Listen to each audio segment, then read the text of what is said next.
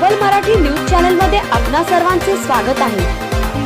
मुंबई गंभीर आजारांवरील उपचारांसाठी गरजू नागरिकांना मुख्यमंत्री वैद्यकीय सहायता निधीच्या माध्यमातून अत्यावश्यक आर्थिक मदत पुरवली जाते।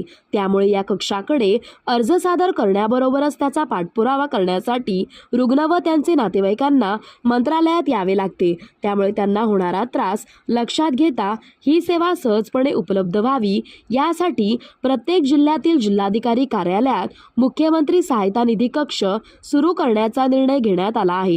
त्यामुळे नागरिकांचा वेळ व पैशाचा अपव्यय टळेल। मुख्यमंत्री सहायता निधी कक्षाकडून अनेक दुर्धर आजारांवरील उपचारांसाठी येणाऱ्या खर्चाकरिता रुग्णांना संबंधित रुग्णालयामार्फत आर्थिक सहाय्य देण्यात येते। तसेच आपत्ती प्रसंगी आर्थिक मदत देण्यात येते। या अनुषंगाने मदत मिळवण्यासाठी मुख्यमंत्री सहायता निधी कक्षामध्ये असंख्य अर्ज प्राप्त होतात। मुख्यमंत्री वैद्यकीय सहायता निधी कक्षामार्फत दुर्धर आणि महागड्या आजारांवरील उपचारांसाठी आर्थिक सहाय्य मिळाल्याने अनेक कुटुंबांना आधार मिळाला आहे। ही मदत मिळवण्यासाठी नागरिकांना राज्याच्या कानाकोपऱ्यातून मंत्रालयात यावे लागते।